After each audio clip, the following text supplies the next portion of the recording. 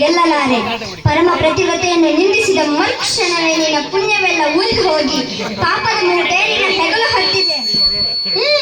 ಎತ್ತು ನಿನ್ನ ಗಾಂಡೀವ, ಕೂಡು ಪರಮೇಶ್ವರನೇ ಆ ಕೊಟ್ಟ ನಿನ್ನ ಪಾಶ್ವತಾಸ್ತ್ರ.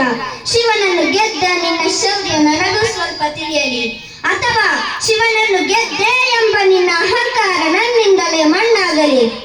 ಮದಂತ ಅವರಿವರನ್ನು ಕೊಂದೆ ಎಂಬ ಅಹಂಕಾರದಿಂದ ಕೊಪ್ಪಿದ್ದ ಮೂರ್ಖ, ಸುರಲೋಕಕ್ಕೆ ಸೋಪಾನ ಕಟ್ಟಿ ಮತ್ಸ್ಯ ಯಂತ್ರವನ್ನು ಭೇದಿಸಿ ರಣಾಂಗಣದಲ್ಲಿ ವೀರ ವಿಹಾರ ಮಾಡಿದ ಅರ್ಜುನನ ಭುಜಬಲದ ಪರಾಕ್ರಮ ನಿನಗೇನು ತಿಳಿದಿದೆಯೋ? ಯಾರು ತಿಳಿಯರು ನಿನ್ನ ಭುಜಬಲದ ಪರಾಕ್ರಮ? ಸಮರದೋಳ್ ಆರ್ಜಿಸಿದ ಆ ನಿನ್ನ ವಿಜಯಗಳ ಮರ್ಮ. ಎಲ್ಲದಕ್ಕೂ ಕಾರಣನು ಶ್ರೀಕೃಷ್ಣ ಪರಮಾತ್ಮ. ಹಗಲಿರುಳು ನೆರಳಂತೆ ತಲೆ ಕಾಯ್ದು ಕಾಪಾಡಿ ಜಯವ ತಂದಿದ್ದ ಆಯದು ನಂದನ. ಅವನಿಲ್ಲದೆ ಬಂದ ನೀನು ತೃಣಕ್ಕೆ ಸಮಾನ.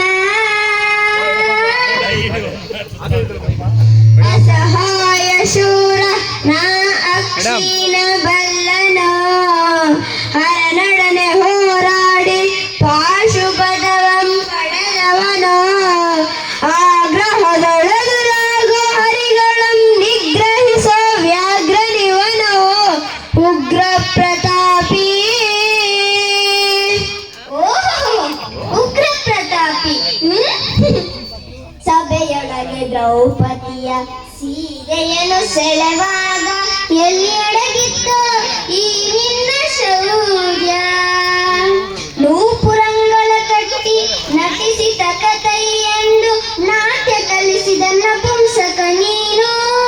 ಚಕ್ರವ್ಯೂಹದೆ ನುಗ್ಗಿ ಛಲದಿಂದ ಛೇದಿಸದೆ ಮಗನನ್ನು ಬಲಿ ಕೊಟ್ಟ ಭ್ರಷ್ಟ ನೀನು. ಗಂಡುಲಿಗಳಿಗೆಲ್ಲೋ ಗುಂಡಿಗೆಯು ನಿನಗೆಲ್ಲೋ, ಖಂಡಿಸದೆ ಉಳಿಸುವೆ ಹೋಗೋ ಹೋಗೆನು ಶಿಖಂಡಿ.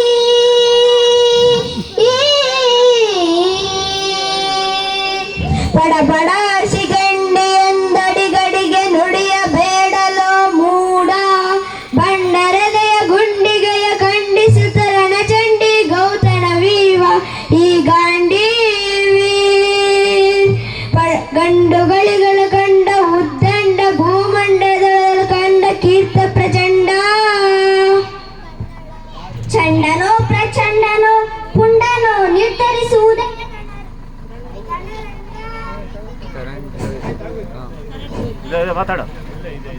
ಹೂಡು ಬಾಣಗಳ ಮಾಡುವೆ ಮಾನಭಂಗ.